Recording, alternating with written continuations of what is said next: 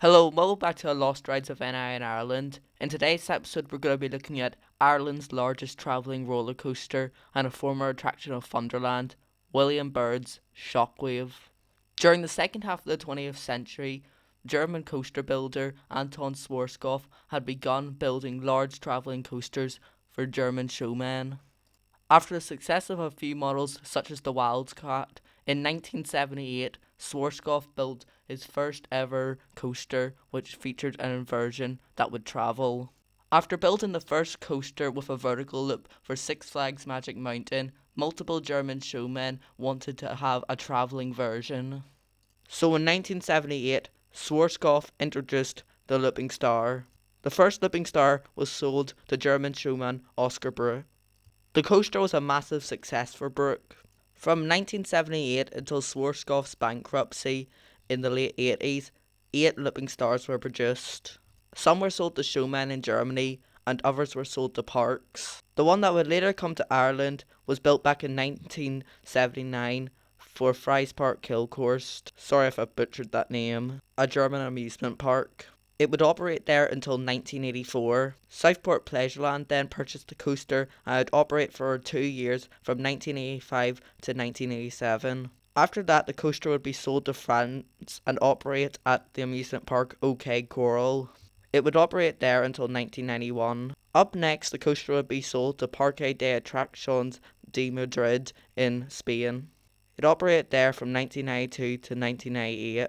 The ride would be then sold again to another Spanish amusement park, Putin Park, where it operated from the year 2000 until 2001. The ride would be purchased by the Bembong brothers, who leases rides to amusement parks, and the ride would be leased to Lunaire Park.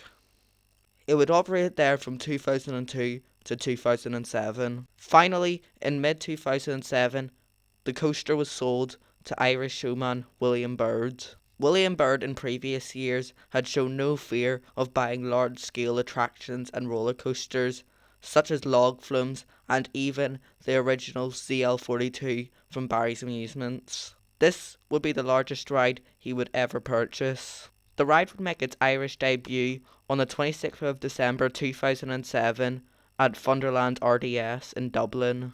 The ride immediately became the most popular attraction at the fair.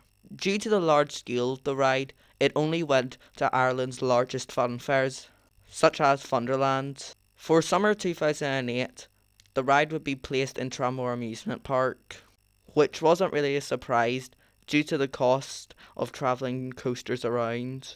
The coaster would continue to do events throughout 2008 and 2009.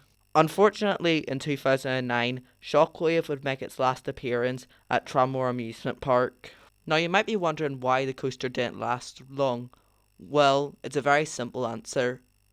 It was a nightmare to transport. It costed tons of money to maintain due to Schwarzkopf going out of business in the 80s. It took days to build up and required somewhere between 5 to 10 trailers to transport. In Germany, this isn't really a problem due to events lasting months and attracting millions of visitors.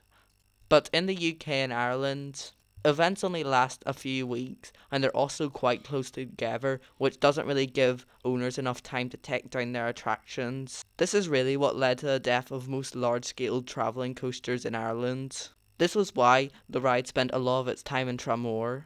As to what happened to Shockwave, it was sold to Zoo Marine in Italy, where it would open in 2010 under the new name Vertigo. It still continues to operate there to this day. In the end, Shockwave was a very short-lived attraction in Ireland, and for years was the largest coaster to have ever operated in Ireland. German coasters would continue to evolve throughout the 70s and 80s, with the largest one ever being built in 1989, which was Olympia Looping, which required 30 trailers to transport. And all this wouldn't be possible without the early Looping Star coasters. Thank you so much for watching today's episode of the Lost Rides of NI in Ireland. Do any of you remember Shockwave or any of Ireland's travelling coasters? Let me know below. Thank you so much for watching and goodbye.